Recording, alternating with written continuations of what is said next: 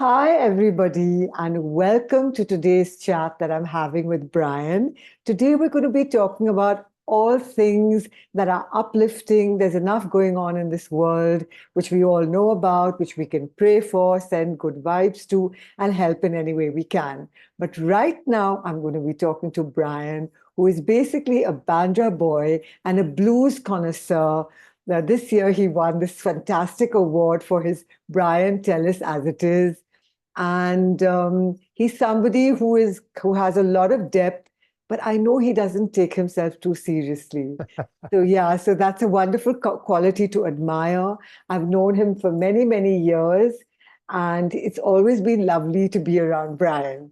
So Brian, thank you so much for speaking to me today and for telling the audience some of your life lessons. I believe that they're 10 very important ones. Firstly, thank you, Nandini, for that very kind introduction.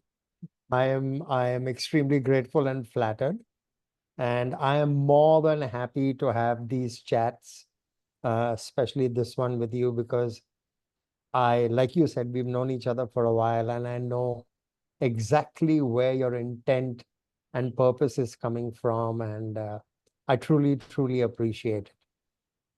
Thank you. Thank you so Yes, much. no, you're more than welcome. So, uh, I I also feel very positively towards, the towards the half full rather than the half empty. So, Exactly. love dwelling on positives. I think there's too much of the other doing the rounds, and I think a lot of the joy in life needs to be celebrated. Yes. And I'm hoping this conversation will help in that, in that pursuit or that purpose or that direction. So, while we were chatting earlier, we spoke about how one must learn from life. Yes. And I often introspect about who I am and where my learnings came from, and how one must, like I said earlier, think about it, internalize it, celebrate it, and like we're doing today, maybe talk about it Yes. so that we can share, the journey. Yeah, so like you said, I'm a Bandra boy, and happily so, I must add. Yeah. So, grew up in an environment that A was wonderful, and importantly supported the arts. As young people growing up, we were encouraged both by family and by community, to occupy yourselves gainfully, besides, of course, academics and Yeah. the regular stuff. So I feel absolutely blessed to have been exposed uh, to various areas of the arts, albeit in really simple, well-meaning formats.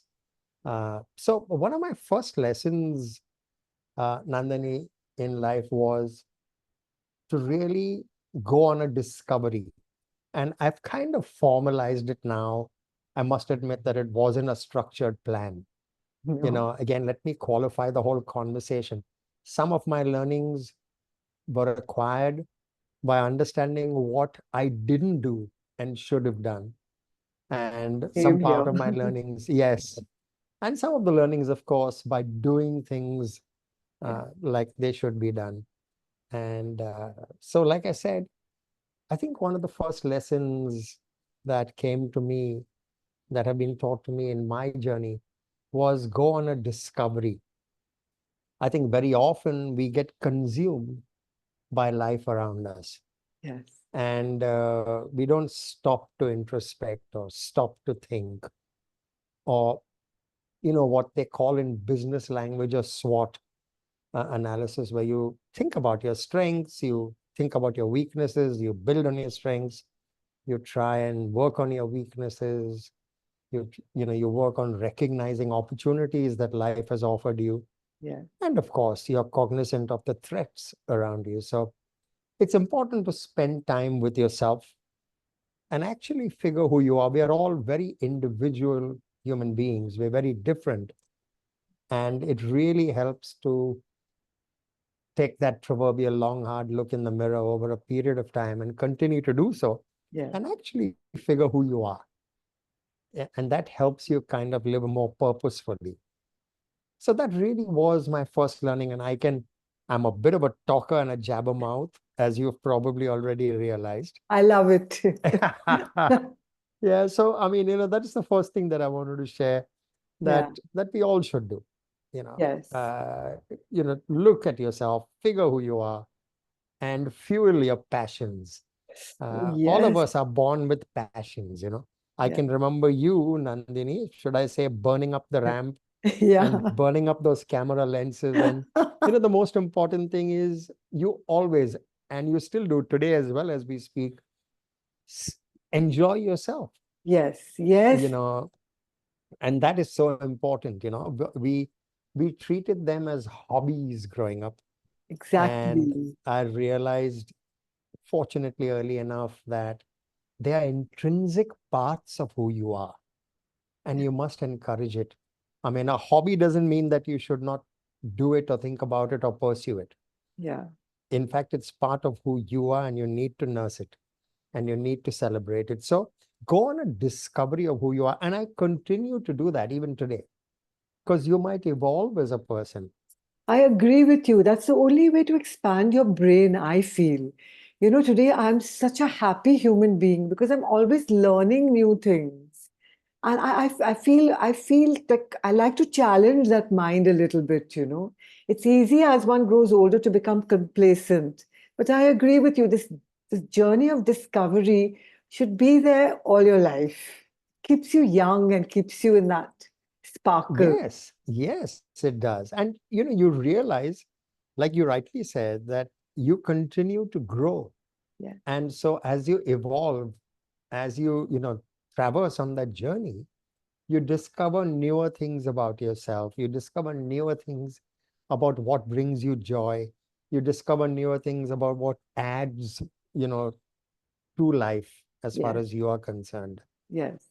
So, let's say the first lesson that, I really kind of enjoyed is going on a discovery about who I am. And of course, you can stretch that to who the immediate people around you are. You want to call them friends, you want to call them family, Yeah. irrespective, but it also helps to figure who people around you are. Absolutely. Once you've done that, you can add to their joy quotient or their discovery quotient. Yeah. Yes. So it's important. But primarily, I must add that it's go on a discovery to figure out what are the things that make you truly happy, make you a bigger, better person. And that comes from identifying who you are and your passion. So that's the first one. The second lesson, once you've discovered really what floats your boat or what your passions are, is about constantly making time for it.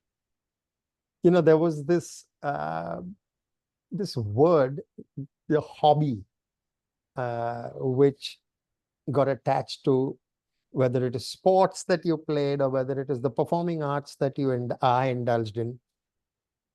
Somehow, advertently or inadvertently, you were made to understand that those are just hobbies and they need to be pursued early in the morning, or later in Late the at night. evening.